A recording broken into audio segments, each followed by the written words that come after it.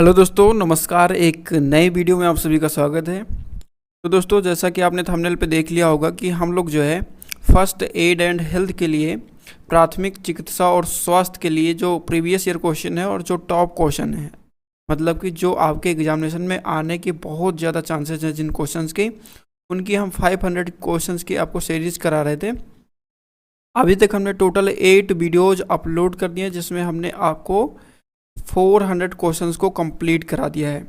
इस सीरीज का ये हमारा 9 नंबर क्लास होने वाला है, ये 9 नंबर पार्ट होने वाला है जिसमें हम 401 नंबर क्वेश्चन से चलने वाले हैं।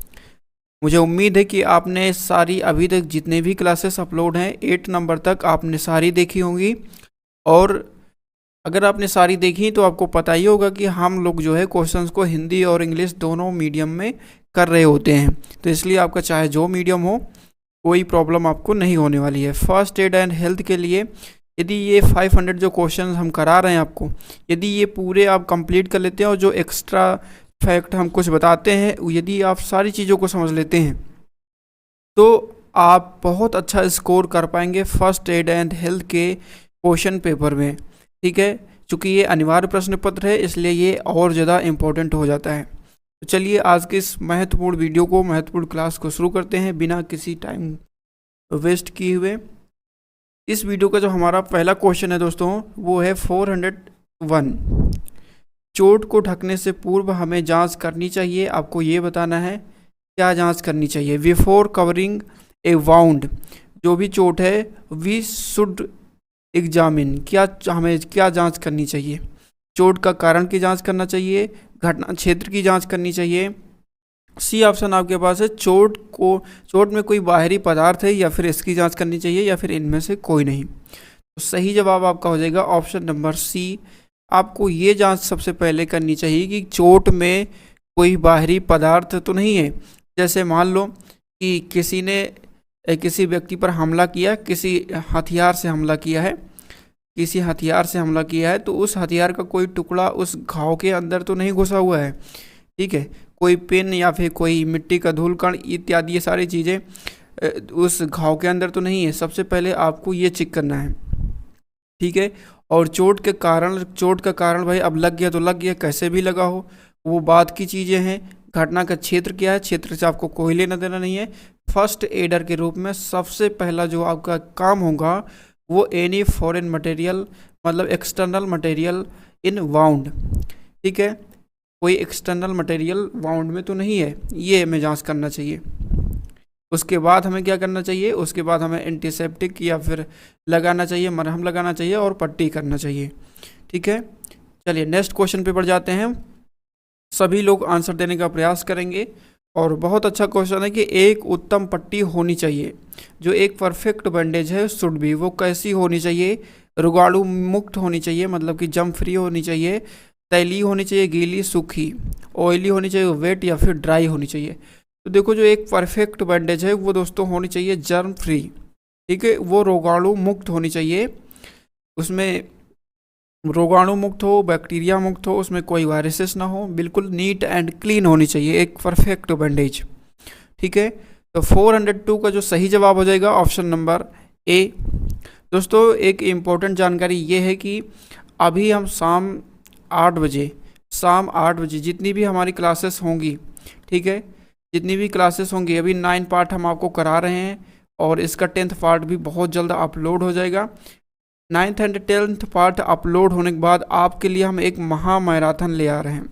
ठीक है, महा मैराथन ये होगी आपकी रिवीजन क्लास 10 क्लासेस में। जो आपको हम 10 क्लासेस दे रहे हैं, ये इन 10 क्लासेस में जितने भी क्वेश्चंस हमने आपको कराए हैं, इन्हीं सारे क्वेश्चंस का रिवीजन कराने वाले हैं। क्या कराने वाले हैं, रिवीजन कराने वाले हैं।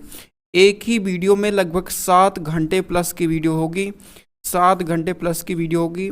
एक ही वीडियो में आप 500 क्वेश्चंस का रिवीजन कर पाएंगे। ठीक है, 500 क्वेश्चंस एक ही वीडियो में रहेगी। तो वीडियो बहुत ज़्यादा लंबी है, 7 घंटे की है, इसलिए आप वीडियो की स्पीड बढ़ा लीजिए, 1.5x कर लीजिए या फिर 2x कर लीजिए। यदि आप को कोई प्रॉब्लम नहीं हो रही तो आप 2x कर लीजिए, जिससे आपकी ये 3 से 3.5 घंटे में ये वीडियो ख़त्म हो जाएगी। ठीक है, तो आपकी रिवीजन बहुत अच्छे से हो जाएगी, क्योंकि रिवीजन बहुत इंपॉर्टेंट है दोस्तों। ठीक है, जब तक आप रिवीजन नहीं करेंगे तब तक सारी चीज़ें आपको अच्छे से याद नहीं रहेगी। तो इसका सही जवाब क्या हो जाएगा? Option number A. 403 number question है, आंतरिक रक्त स्त्राव का क्या कारण है? What are the causes of internal bleeding? Internal bleeding का क्या कारण है आपको ये बताना है। सदमा है, दवाइयाँ हैं, हड्डी का टूटना, या फिर उपर्युक्त सभी।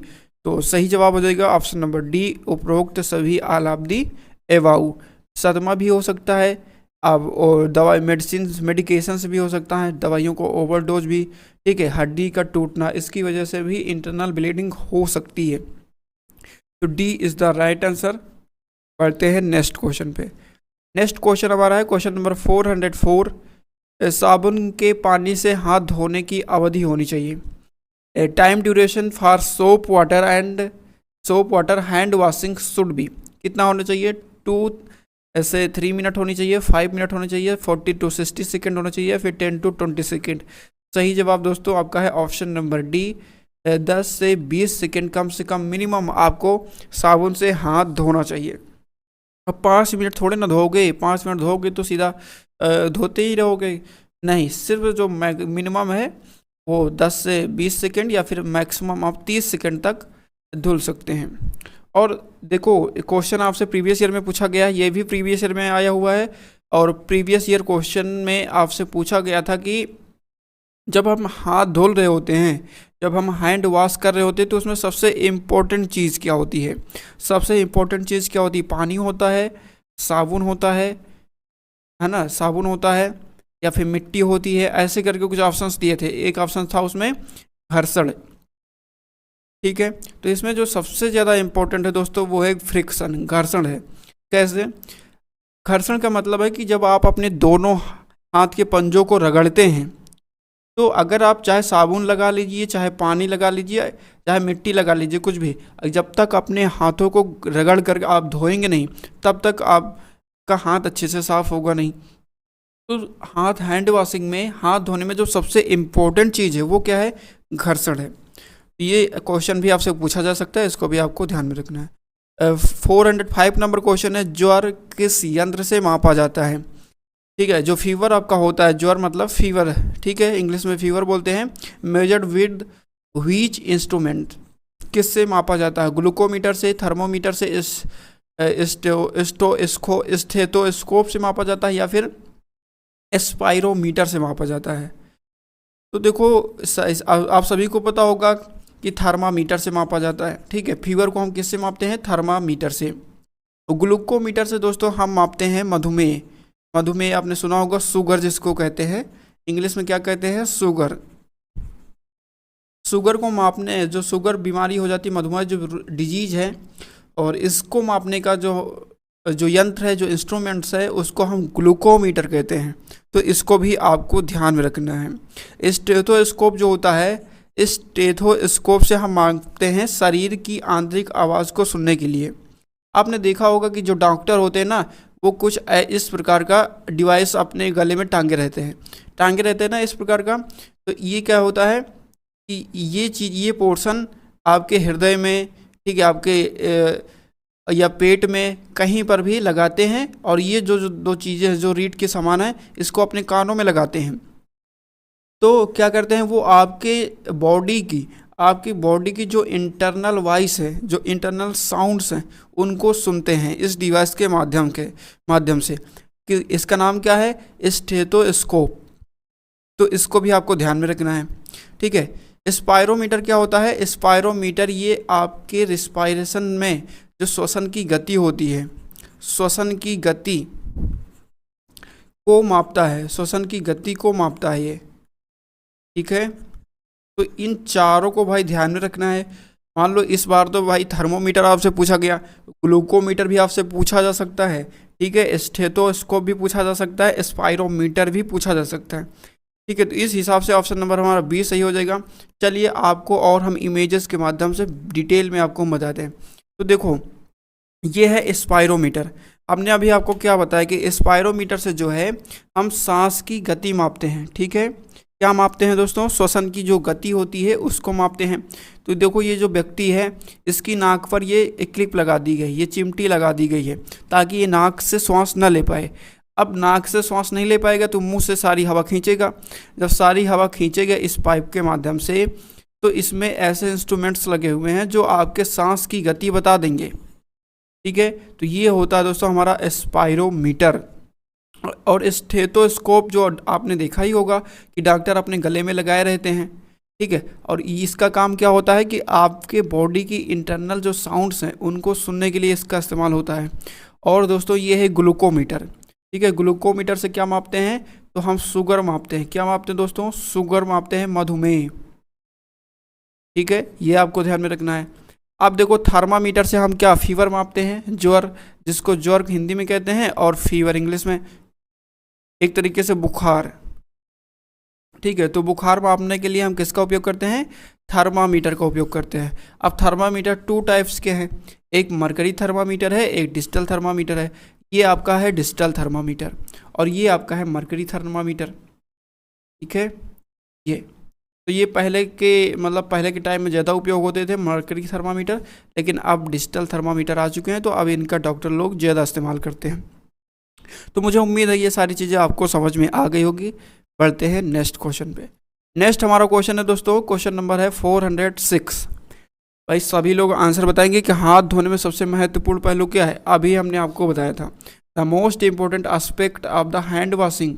तो हैंड वॉशिंग में जो सबसे मोस्ट इम्पोर्टेंट एस्पेक्ट है वो है घर्षण।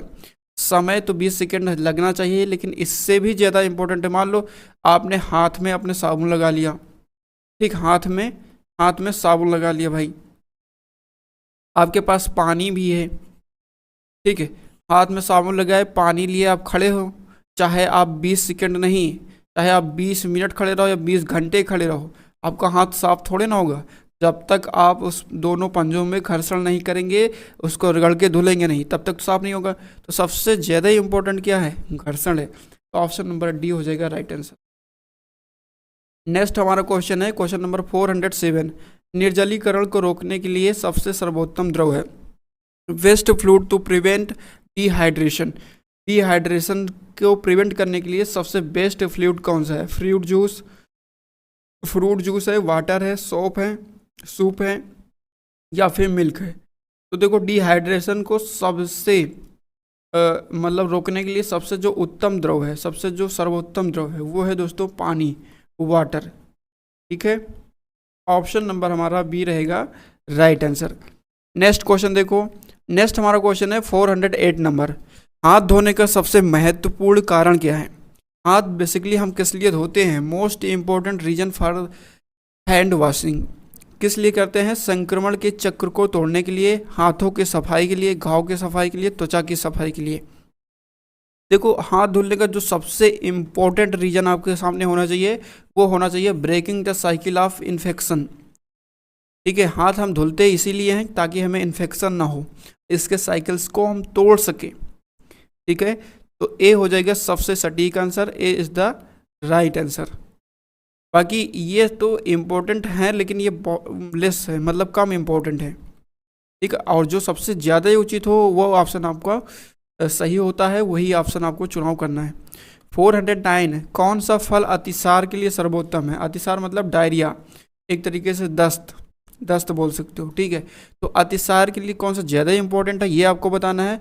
विच fruit is best for the diarrhoea, pineapple, guava, banana या फिर ग्रेप्स।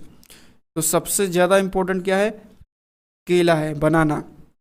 जब आपको दस्त पड़ रहे हों, जब आपको डायरिया की समस्या हो तो आप बनाना का इस्तेमाल कर सकते हैं, आपका दस्त काफ़ी हद तक कंट्रोल हो जाएगा। ठीक है, तो सही जवाब क्या हो जाएगा दोस्तों, ऑप्शन नंबर सी।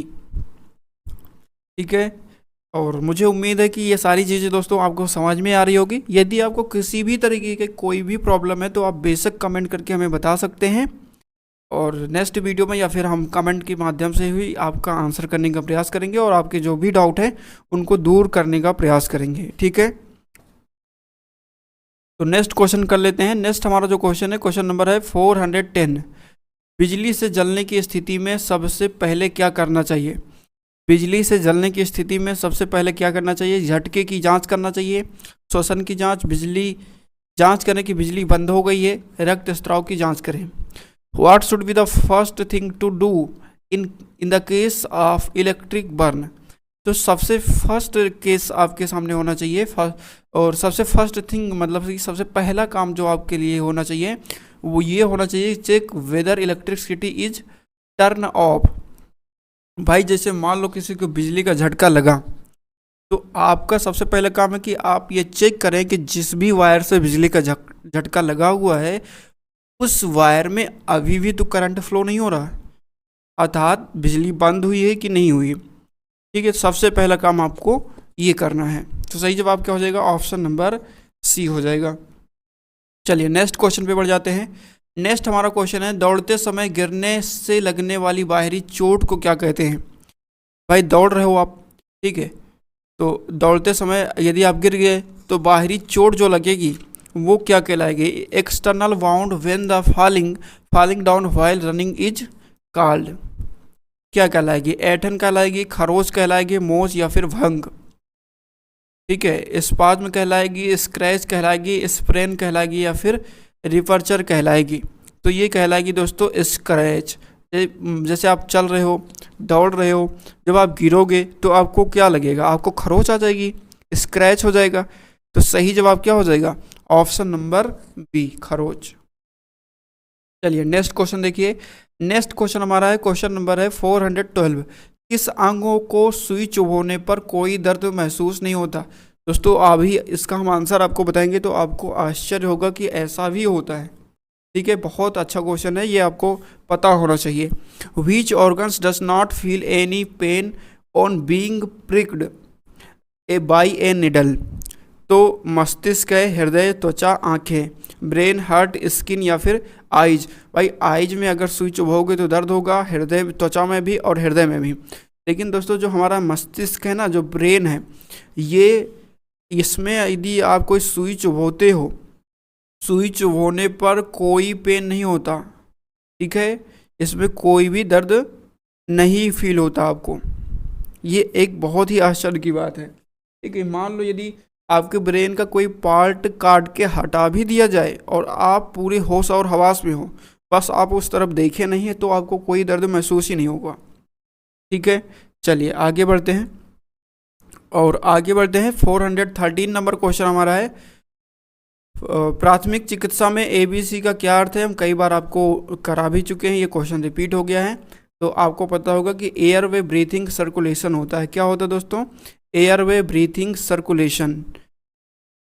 चलिए नेक्स्ट क्वेश्चन पे आते हैं।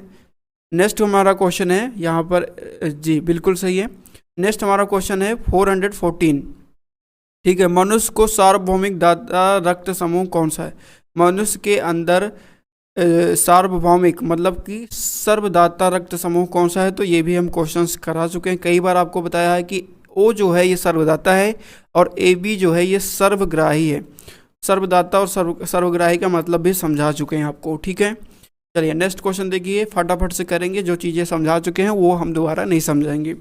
आप पिछली वाली क्लासेस आप देखिए, तो वहाँ से आपको बहुत सारी इन्फॉर्मेशन मिलेगी।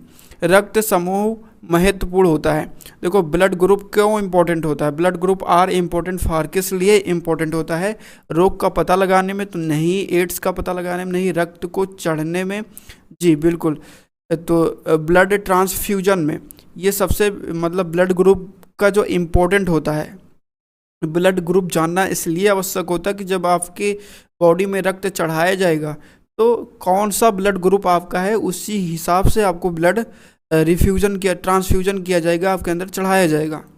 और रक्त दान करने में देखो ब्लड ग्रुप का कोई रोल नहीं है। ठीक है, चाहे आपका ए ग्रुप हो, चाहे AB ग्रुप हो, चाहे O हो, चाहे ग्रुप B हो। ठीक है, तो आपका कोई भी ग्रुप हो, आप अपना ब्लड डोनेट कर सकते हैं। तो रक्त दान करने में कोई भूमिका नहीं होती है ब्लड ग्रुप की। ये चढ़ाने के टाइम इसका इम्पोर्टेंस होता है कि आपका क्या ब्लड ग्रुप है, उसी हिसाब से आपको ब्लड ट्रांसफ्यूजन किया जाएगा। ठीक है, चलिए नेक्स्ट क्वेश्चन देख लेते हैं। 416 नंबर क्वेश्चन है, तेज बुखार का लक्षण है, सिम्टम ऑफ हाई फीवर। भूख बढ़ना, मूत्र का उत्पादन बढ़ना, पसीना घटना, पल्स रेट बढ़ना। तो देखो, जब आपको तेज बुखार होगा तो आपको भूख नहीं लगेगी, ठीक है, पसीना घटेगा नहीं, पसीना बढ़ेगा, पल्स रेट से कोई लेना देना नहीं। सही जवाब हो जाएगा आपका option number B, increased the urinary output. आपके यूरिन का जो आउटपुट है वो मैक्सिमम हो जाएगा, बढ़ जाएगा। तो 416 का जो राइट आंसर होगा वो ऑप्शन नंबर बी होगा। इसकी पीडीएफ भी आप डाउनलोड कर सकते हैं। सभी वीडियोस के नीचे आपको पीडीएफ की लिंक मिल जाएगी, जिस पर आप क्लिक करके पीडीएफ को डाउनलोड कर सकते हैं, या फिर हमारा टेलीग्राम चैनल आप ज्वाइन करें। टेलीग्राम चैनल आप ज्वाइन करिए, वहाँ पर भी आपको पीडीएफ मिल जाएगी। नेक्स्ट क्वेश्चन है, औसत हृदय चक्र पूरा करने में कितने सेकंड लेता है? देखो, बेसिकली अभी हम आपको समझाते हैं कि हृदय चक्र क्या होता है। Average cardiac cycle takes how many seconds to complete. तो थोड़ा समझ लेते हैं। ईआरडीए मतलब कि कार्डियक साइकिल होती क्या बेसिकली, ठीक है। कार्डियक साइकिल या फिर हृदय चक्र क्या होता है? तो एक बार श्वास लेने की प्रक्रिया, एक बार श्वास लेने में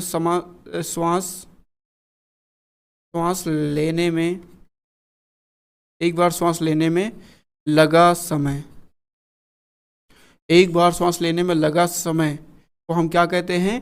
कार्डियक साइकिल कहते हैं या फिर हृदय चक्र कहते हैं, ठीक है। और इसमें जो समय लगता है दोस्तों वो लगता है 0.8 सेकेंड। कितना लगता है? 0.8 सेकेंड लगता है। ऑप्शन नंबर हमारा डी रहेगा राइट आंसर, ठीक है। चलिए नेक्स्ट क्वेश्चन देख लेते हैं। नेक्स्ट हमारा क्वेश्चन है, क्वेश्चन नंबर है 418। रक्तस्राव इसके अतिरिक्त सभी कारणों से हो सकता है। Bleeding can be due to all of the following causes except, ठीक है, कैल्शियम की कमी से, WBC की कमी से, या फिर कोएगुलेशन फैक्टर की कमी से, या फिर थ्रोम्बोसाइटोपिनिया की वजह से। तो इसका सही जवाब जो हो जाएगा दोस्तों ऑप्शन नंबर डी। रक्तस्राव जो है इसको यदि छोड़ दिया जाए और तो इन सभी कारणों से, इन सभी रीजन से ब्लीडिंग हो सकती है, ठीक है। चलिए नेक्स्ट क्वेश्चन पे बढ़ जाते हैं। नेक्स्ट हमारा क्वेश्चन है क्वेश्चन नंबर 419। शीत दंश इसके प्रभाव के कारण होता है, जो होता है frost bites are caused by effect of, कीड़े के काटने से, बर्फीला तापमान, सूखी त्वचा, प्रत्यक्ष धूप। तो देखो, जो शीत दंश होता है ये बहुत ही ठंडे मौसम में जब आप जाते हैं, बहुत ठंडे मौसम में जब आप जाते हैं तो आपको क्या हो सकता है? आपको शीत दंश हो सकता है, शीत दंश, ठीक है। तो बर्फीले तापमान की वजह से, जैसे मान लो आप जम्मू कश्मीर घूमने चले गए भाई, तो वहाँ पर बहुत बर्फीला तापमान की वजह से आपको शीत दंश हो सकता है। तो फ्रीजिंग टेम्परेचर में की वजह से ये होता है। नेक्स्ट क्वेश्चन है, लड़कियों में विकास उछाल की आयु क्या होती है? एज ऑफ ग्रोथ स्पर्ट, ठीक है, जो ग्रोथ स्पर्ट की एज होती है वो गर्ल्स में कितनी होती है? और बेसिकली आपको यह ऑप्शन थोड़ा चेंज हैं कि लड़कों से पहले होती है, लड़कों को उपरांत होती है, एक ही आयु में होती है, तो उम्र का कोई प्रभाव नहीं पड़ता। तो देखो, लड़कों से लड़कियों में जो है, जो ग्रोथ स्पर्ट है वो लड़कों से पहले होती है। ग्रोथ स्पर्ट क्या होता है? बेसिकली वह स्टेज होती है, ऐसी स्टेज होती है जिसमें बॉडी में बहुत सारे चेंजेस आते हैं, जैसे कि वेट बढ़ना, ठीक है, वेट बढ़ना एंड हाइट बढ़ना, वेट एंड हाइट बढ़ना, और बहुत सारे जो मेजर चेंजेस हैं बॉडी में, वो सब जो चेंजेस आते हैं, वो जो एज होती है उसको हम कहते हैं ग्रोथ स्पर्ट एज। क्या कहते हैं? ग्रोथ स्पर्ट एज, या फिर विकास उछाल की आयु कहते हैं उसको। तो बेसिकली गर्ल्स में ये बॉयज से पहले होती है, ठीक है। चलिए पढ़ते हैं नेक्स्ट क्वेश्चन पे। नेक्स्ट हमारा क्वेश्चन है क्वेश्चन नंबर 421। शिशु का लिंग निर्धारण होता है, थायरैक्सिन द्वारा होता है, प्रोटोप्लाज्म द्वारा होता है, संतुलित आहार, या फिर क्रोमोजोम्स द्वारा। Sex of baby is determined by, जो बेबी का सेक्स होता है, मतलब कि लिंग निर्धारण होता है कहने का मतलब ये है कि गर्ल्स बेबी जो है वो गर्ल्स होगी या फिर बॉयज होगी। ठीक है, वो डिटरमाइन कौन करता है, तो वो करते हैं क्रोमोजोम्स। क्या करते हैं, क्रोमोजोम्स करते हैं, गुणसूत्र। यहाँ पर दोस्तों कुछ चीज़ें समझ लेते हैं। देखिए जो फादर होते हैं, ठीक है, जो फादर अर्थात जो मेल्स होते हैं, और इसमें जो है मेल्स में एक्स वाई क्रोमोजोम्स पाए जाते हैं, एक्स वाई गुणसूत्र पाए जाते हैं। और जो मदर्स होती हैं, ठीक है, मदर्स या फीमेल्स में डबल एक्स गुणसूत्र पाए जाते हैं। अब यदि जो फादर है, जो मेल है, उसका एक्स क्रोमोजोम और मदर का एक्स क्रोमोजोम मिलते हैं, तो एक बेबी जो होगा, जो आपका बेबी होगा, वो होगा दोस्तों, वो गर्ल्स होगी। ठीक है, क्योंकि हमने अभी आपको बताया कि फीमेल्स में डबल एक्स क्रोमोजोम पाए जाते हैं। ठीक है, वो गर्ल्स होगी। और यदि जो फादर है उसका वाई क्रोमोजोम्स और मदर का एक्स क्रोमोजोम अर्थात एक्स वाई मिलते हैं, तो जो बेबी आपका होगा वो बॉयज होगा। ठीक है, वो क्या होगा, बॉयज होगा अर्थात मेल होगा। तो डिपेंड करता है कि जो फादर है, जो मेल्स है, वो कौन सा क्रोमोजोम्स ट्रांसफ़र कर रहा है। एक्स करेगा तो क्या होगा, गर्ल्स पैदा होगी, गर्ल्स बेबी होगी। और यदि ये वाई करेगा तो बॉयज बेबी पैदा होगा। ठीक है, समझ गए होंगे इतनी बात। चलिए थोड़ा सा और, तो इस हिसाब के मतलब इस क्वेश्चन के हिसाब से सही जवाब क्या है, क्रोमोजोम्स की वजह से शिशु का लिंग निर्धारण होता है, तो डी रहेगा राइट आंसर। थोड़ा और डिटेल में हम आपको समझाते हैं। देखिए ये डायग्राम आपके सामने है, ये आपकी हैं, ये मदर है, ठीक है, ये फादर है। मदर्स के पास डबल एक्स क्रोमोजोम है और फादर्स के पास एक्स वाई क्रोमोजोम्स हैं। यदि फादर का एक्स क्रोमोजोम मिलता है और मदर का एक्स क्रोमोजोम, क्योंकि इसके पास यही है, ठीक है, इसके पास एक्स क्रोमोजोम ही है, तो मदर का एक्स क्रोमोजोम, फादर का भी एक्स क्रोमोजोम मिलता है, तो सॉरी यहाँ पर वाई मिलना है ना, यहाँ पर यदि वाई मिलता है तो क्या होगा, मेल चाइल्ड पैदा होगा। ठीक है, जब एक्स वाई क्रोमोजोम्स आपस में मिलेंगे तो मेल चाइल्ड पैदा होगा।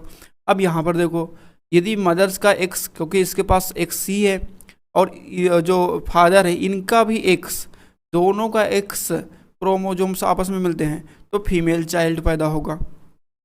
ठीक है, इतनी बात समझ गए होंगे आपको। ठीक है, तो एक तरीके से यहाँ पर एक पॉइंट ये है कि बेबी होगा या बेबी जो है वो गर्ल्स होगी या फिर बॉयज होगी, ये डिपेंड करेगा कि फादर कौन सा क्रोमोजोम्स रिलीज कर रहा है।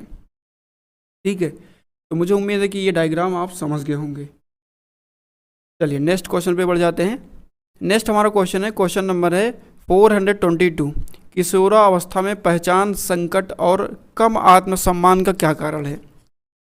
Cause of identity crisis and low self esteem in adolescent is, तो नेगेटिविज्म या फिर अंडर अचीवमेंट या फिर अर्ली एक्सपीरियंस या फिर कन्फ्यूजन। तो सही जवाब है कम उपलब्धता।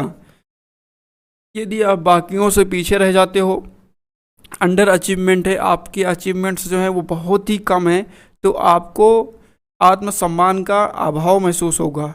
ठीक है, आपकी पहचान की मतलब क्या, मेरी तो कोई पहचान ही नहीं है, मेरा कोई आत्मसम्मान ही नहीं है, ऐसा भाव आपके मन में आएगा। तो अचीवमेंट बहुत ज़्यादा इंपॉर्टेंट है दोस्तों, इसलिए जब तक आप अपनी लाइफ में कुछ अचीव ना कर लें तब तक आपको रेस्ट नहीं करना है। रेस्ट करना है मतलब शांति से नहीं बैठना, कुछ ना कुछ करते ही रहना आपको। ठीक है, जब तक आप अपने जो गोल्स हैं उनको अचीव ना कर लें। तो सही जवाब क्या हो जाएगा, ऑप्शन नंबर बी।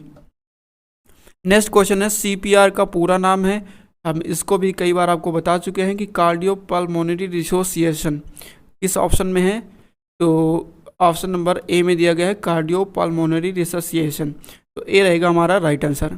रिस्पायरेशन नहीं होता और रेडिएशन नहीं होता है। ठीक है, सही जवाब क्या हो जाएगा आपका, ऑप्शन नंबर ए। नेक्स्ट क्वेश्चन देखिए, नेक्स्ट क्वेश्चन हमारा है क्वेश्चन नंबर 424। एक परिवर्तन जो यौवन आने पर लड़कों और लड़कियों दोनों में होता है वह है ए change that occur in both boys and girls during the puberty. Calcium की कमी, विकास की उछाल, मासिक धर्म, पेट में दर्द, लो कैल्शियम, ग्रोथ स्पार्ट, मेंस्ट्रुएशंस या फिर एब्डोमेन पेन। तो देखो कहाँ चला गया भाई, देखिए तो ये जो मेंस्ट्रुएशंस होता है ये होता है गर्ल्स में ओनली, ठीक है, ये गर्ल्स में होता है। ये जो आपकी ग्रोथ स्पर्ट है, अभी हमने आपको बताया था ग्रोथ स्पर्ट के बारे में कि ऐसी अवस्था जहाँ पर बॉयज एंड गर्ल्स में दोनों में आपके फिजिकल चेंजेस होते हैं, जहाँ से आपकी हाइट्स तेज़ी से बढ़ना स्टार्ट होती है, आपका वेट बढ़ना स्टार्ट होता है, आप में बहुत सारे फिजिकल चेंजेस आते हैं। तो वो जो स्टेज होती है, वो जो एज होती है, उसको विकास उछाल या ग्रोथ स्पर्ट कहते हैं। तो ये दोनों में होती है यौवन अवस्था आने पर, बॉयज एंड गर्ल्स में दोनों में, ठीक है। और ये होता है सिर्फ गर्ल्स में, तो समझ गए होंगे। ऑप्शन नंबर हमारा बी रहेगा इस हिसाब से राइट आंसर। नेक्स्ट क्वेश्चन है हमारा क्वेश्चन नंबर 425। एक मानसिक रूप से कमजोर बालक से आप किस प्रकार व्यवहार करेंगे? How will you deal with A mentally weak child? आर्थिक सहायता देंगे, विशेष विद्यालय में भेजेंगे, आत्मनिर्भर बनने में सहायता करेंगे, उसके लिए अफसोस करेंगे। देखिए अफसोस करने से कोई फ़ायदा नहीं होगा। आत्मनिर्भर कैसे बनाएंगे भाई जब वो मेंटली वीक है तो? और आर्थिक सहायता देने से भी कोई काम नहीं चलेगा, क्योंकि आर्थिक सहायता का मतलब है कि जो भी आप 1000 2000 जितना भी आप दे सकते हैं वो कभी ना कभी ख़त्म हो जाएगा उसके पास, ठीक है। और चूँकि वो मेंटली डिस्टर्ब है तो वो उसका सही उपयोग करेगा, इस बात की गारंटी भी नहीं है। तो इसलिए आपको क्या करना है कि उसको एक विशेष विद्यालय में भेजेंगे जहाँ पर उसके जो मेंटल वीकनेस है उसको दूर किया जा सके, ठीक है। तो सही जवाब क्या होगा? आप करेंगे एक उसको विशेष विद्यालय में भेजेंगे, send to him a special school. चलिए नेक्स्ट क्वेश्चन है। नेक्स्ट हमारा क्वेश्चन है, क्वेश्चन नंबर है 426। व्यक्तिगत संपर्क से होने वाले रोग को क्या कहते हैं? व्यावसायिक कहते हैं, संक्रामक, व्यवस्थित या फिर मौसमी? तो सही जवाब आपका है ऑप्शन नंबर बी, संक्रामक कहते हैं। A disease that spread by person contact is called contagious. क्या कहलाएगा दोस्तों? कॉन्टेजियस कहलाएगा। ऑप्शन नंबर हमारा बी रहेगा राइट आंसर। देखिए इसमें आपसे पूछा जा रहा है कि त्वचा की कौन सी परत में बड़ी रक्त वाहिकाएं होती हैं जो त्वचा एवं तंत्रिकाओं को पोषण पहुंचाती हैं? Which layer of skin contains large blood vessels and transport nourishment to skin and nerves? Subcutaneous layer, muscular layer, epidermis layer? तो डी ऑप्शन आपका है मेलानिन लेयर। तो सबक्यूटेनियस लेयर जो होती हैं ये त्वचा एवं तंत्रिकाओं को पोषण पहुंचाती हैं, ठीक है। तो सही जवाब क्या हो जाएगा? ऑप्शन नंबर ए। चलिए आपको इमेज हमें दिखा के आपको समझाते हैं। ये है आपकी पूरी स्किन का एक टुकड़ा है, ठीक है, स्किन का एक टुकड़ा है। स्किन के टुकड़े में यहाँ पर आप नीचे की साइड देखिएगा तो आपको दिखाई दे रहा होगा सब क्यूटेनियस टिश्यूज। ये जो सब क्यूटेनियस टिश्यूज हैं इन्हीं में ये देखिए बहुत सारी तंत्रिकाएँ हैं, वाहिकाएँ हैं जो पोषण पहुँचाने का कार्य करती हैं, ठीक है। इसलिए यहाँ पर देखेंगे, इसलिए त्वचा की जो तंत्रिकाएं हैं, वाहिकाएं हैं, पोषण पहुंचाने का जो कार्य करती है वो कहाँ पर हैं? सब क्यूटेनियस लेयर में है, ठीक है, आप यहाँ पर देख सकते हैं। नेक्स्ट हमारा क्वेश्चन है, क्वेश्चन नंबर है 428। कौन सा कारक संवेदी तंत्रिका तंतुओं पर प्रतिक्रिया का कारण है? कौन सा कारक संवेदी तंत्रिका तंतुओं पर प्रतिक्रिया का कारण है? तीव्र प्रकाश, ठंडा तापमान, तेज ध्वनि या फिर भय? Which factor would cause of a reaction in sensory nerves fiber? तो 428 का जो सही जवाब है दोस्तों वो है कोल्ड टेम्परेचर और ठंडा तापमान, ठीक है। बी ऑप्शन हमारा हो जाएगा राइट आंसर। नेक्स्ट क्वेश्चन हमारा है पोस्ट ट्रॉमेटिक स्ट्रेस डिसऑर्डर, जिसको हम PTSD भी कहते हैं, का लक्षण क्या है? A symptoms of post traumatic stress disorder, फिर से अनुभव करना, re experiencing, increased arousal of emotions, है ना, एविडेंसेज, टालमटोल या फिर नंबिंग ऑफ इमोशंस, भावनाओं का शून्य होना। तो देखो PTSD में क्या होता है? PTSD में होता है कि आप अपनी पुरानी यादों को पुनः याद करते हैं। अपने जो मान लो पास्ट में जो आपके साथ हो गया है, आप उन्हीं को सोच सोच के आप इमोशन आपके अंदर उठा करते हैं और परेशान आप हुआ करते हैं। तो PTSD डिसऑर्डर जो है बेसिकली इसमें आप पुरानी चीज़ों को याद करते हैं और उन्हीं को लेकर आपके मन में चिंताएं होती रहती हैं। ठीक है, तो भावनाओं की उत्तेजना बढ़ना, एक तरीके से ये ऑप्शन नंबर हमारा बी हो जाएगा राइट आंसर, भावनाओं की उत्तेजना बढ़ना। चलिए नेक्स्ट क्वेश्चन पे आ जाते हैं। पैनिक डिसऑर्डर में चिंता संवेदनशीलता का अर्थ है। इन panic disorder anxiety sensitivity means, चिंता के लक्षणों का डर कि उनके हानिकारक परिणाम होंगे, चिंता से अवसाद होता है, चिंता से नकारात्मक घटनाएं होती हैं, चिंता से स्वयं को हानि होती है। तो इन पैनिक डिसऑर्डर एंजाइटी सेंसिटिविटी का मतलब क्या है? इसका मतलब है दोस्तों चिंता के लक्षणों का डर कि उनके हानिकारक परिणाम होंगे। ठीक है, fear of anxiety symptoms that they have harmful consequences. ठीक है, ऑप्शन नंबर हमारा ए रहेगा राइट आंसर। नेक्स्ट क्वेश्चन हमारा 431, रोगों के अध्ययन की तकनीकी शब्द है। रोगों के अध्ययन के लिए बेसिकली कौन सा वर्ड यूज़ किया जाता है? What is the technical term for the study of disease. Disease के स्टडी के लिए कौन सा टेक्निकल टर्म हम इस्तेमाल करते हैं, ये आपको बताना है। एनाटॉमी का इस्तेमाल करते हैं, एंटियोलॉजी का इस्तेमाल करते हैं, डर्मेटोलॉजी का इस्तेमाल करते हैं, या फिर पैथोलॉजी का। तो pathology basically, pathology is the study of diseases. ठीक है, it is the bridge of between science and medicine. ये साइंस एंड मेडिसिन के मध्य ब्रिज का काम करता है। तो इस हिसाब से क्या हो जाएगा सही जवाब? Option number D, pathology. Next question पे बढ़ जाते हैं। नेक्स्ट हमारा क्वेश्चन है दोस्तों 432 नंबर। एक छात्र जो विज्ञान पढ़ना चाहता है परंतु उसके अभिभावक जो हैं उसको ज़बरदस्ती क्या पढ़ाना चाहते हैं? उसको ज़बरदस्ती दूसरा विषय पढ़ाना चाहते हैं भाई। तो अब इस सिचुएशन में आप उसकी सहायता कैसे करोगे, आपको ये बताना है। तो देखो ऐसी सिचुएशन में आपको क्या करना है कि ऑप्शंस पहले पढ़ लेते हैं, उसके मनपसंद विषय पर केंद्रित होंगे। आपको ऐसा नहीं करना भाई, उसी की थोड़ी ना सुनना है, उनके पिताजी की भी तो सुननी है, इसकी भी नहीं सुननी, उसकी भी नहीं सुननी। तो क्या करना, देखो आपको सटीक आंसर क्या होगा। स्कॉलरशिप दिलाएंगे ये कोई बात नहीं हुई, उसके अभिभावक की सुनेंगे, अभिभावक की भी नहीं सुनना। आपको सबसे सटीक निर्णय लेना, उसकी प्रतिभा के विषय में उसके अभिभावक से बात करें। भाई बच्चे को पढ़ना है तो बच्चे से आप पहले उसकी प्रतिभा क्या है, उस विषय में इंटरेस्ट है कि नहीं, ये सारी चीज़ों को जानने का प्रयास करेंगे, तभी ना तो उसको बोलेंगे कि आप ये विषय पढ़ो।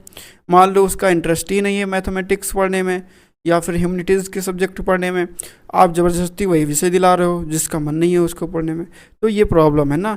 सबसे पहले आप बच्चे की प्रतिभा को पहचानेंगे और उसके अभिभावक से उसकी प्रतिभा के बारे में बात करेंगे। तो 32 का सही जवाब क्या हो जाएगा? ऑप्शन नंबर बी हो जाएगा हमारा right answer. Talk to his parents about his talent. Next हमारा क्वेश्चन है आघात का लक्षण है। What is the symptoms of shock. Shock का सिम्टम्स क्या है? अधिक पसीना आना, पल्स रेट बढ़ना, बेचैनी। तो ये सभी के सभी क्या हैं? शोक के लक्षण हैं।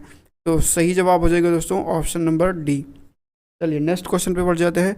नेक्स्ट क्वेश्चन हमारा है, क्वेश्चन नंबर है 434। पैनिक अटैक से संबंधित शारीरिक लक्षण क्या है? Physical symptoms associated with panic attack is पसीना आना, हाइपर वेंटिलेटिंग, दिल की घबराहट। ये सभी के सभी सिम्टम्स होते हैं पैनिक अटैक में।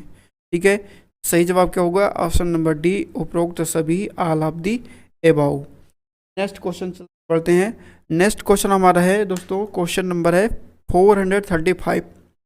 435 में आपसे कहा जा रहा है कि हीमोग्लोबिन ले जाने वाले रक्त कणों का रंग होता है। चलो भाई रंग बताओ कि हीमोग्लोबिन ले जाने वाले जो रक्त कण होते हैं उनका कलर कैसा होता है? चलिए कमेंट करके बताएंगे सभी लोग। The colour of blood cells which carry haemoglobin is, सफ़ेद होता है, हरा होता है, लाल होता है, बैंगनी होता है, वाइट, ग्रीन, रेड या फिर पर्पल। सही जवाब आपका रेड है, ऑप्शन नंबर सी। देखो आपसे पूछा जाएगा कि रक्त का रंग लाल किसके कारण होता है? रक्त का रंग लाल किसके कारण होता है, तो आप क्या बताएंगे? हीमोग्लोबिन के कारण होता है। ठीक है, किसके कारण होता है? तो हीमोग्लोबिन के कारण होता है, ये आपको ध्यान में रखना है। ठीक है, चलिए नेक्स्ट क्वेश्चन आते हैं।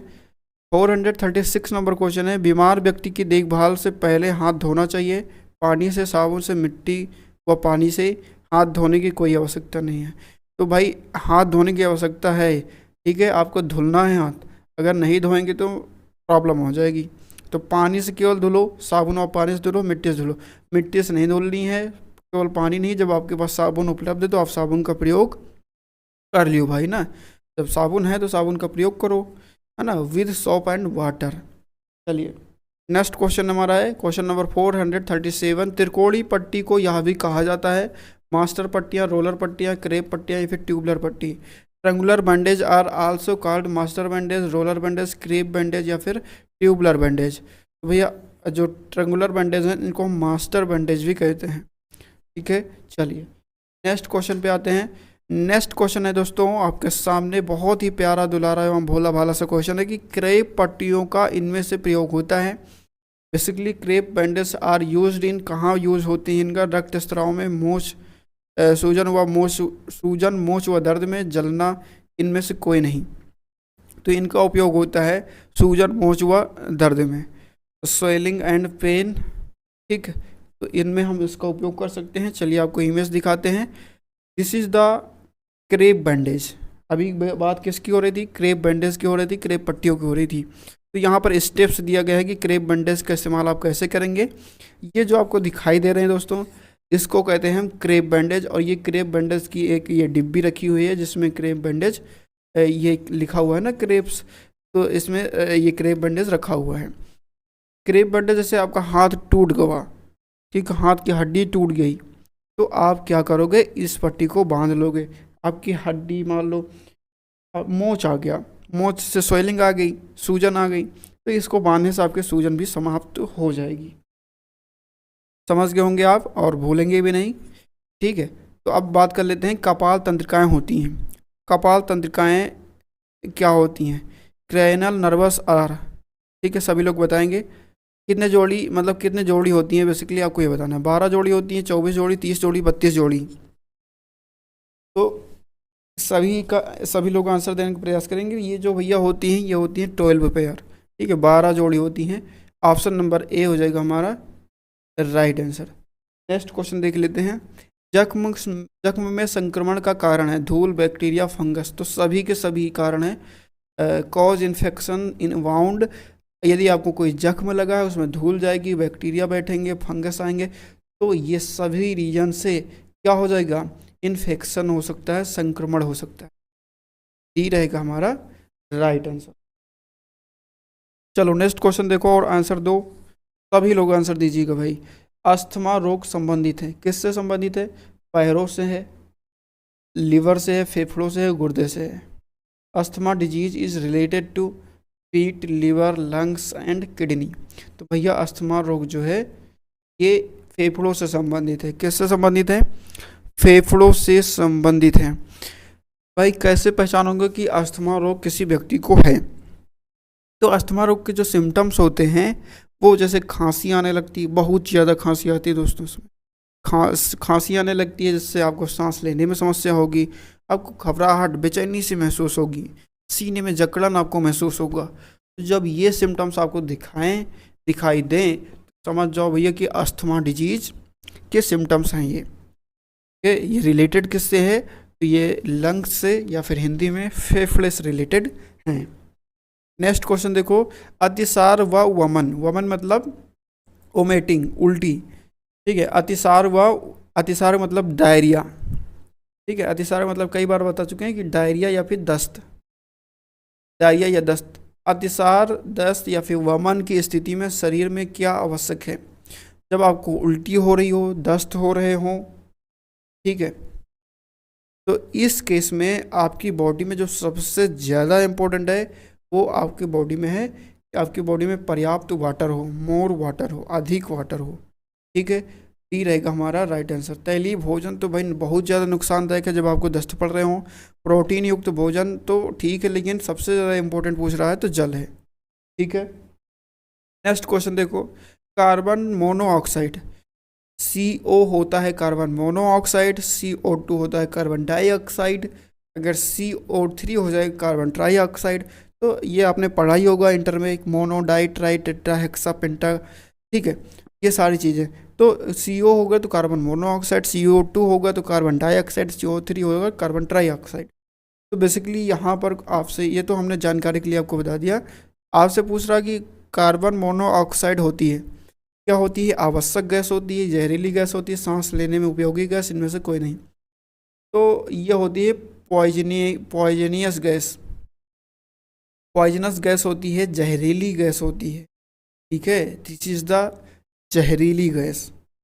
चलिए आगे बढ़ जाते हैं। नेक्स्ट क्वेश्चन हमारा है क्वेश्चन नंबर 444 प्राथमिक चिकित्सा का उद्देश्य है, एम ऑफ फर्स्ट एड। चलो भैया, फर्स्ट एड का जो इतने दिन से पढ़ रहे हैं हम लोग, आज हम 444 नंबर क्वेश्चन पे पहुंच गए हैं। फर्स्ट एड का एम क्या है, ये सभी को बताना है।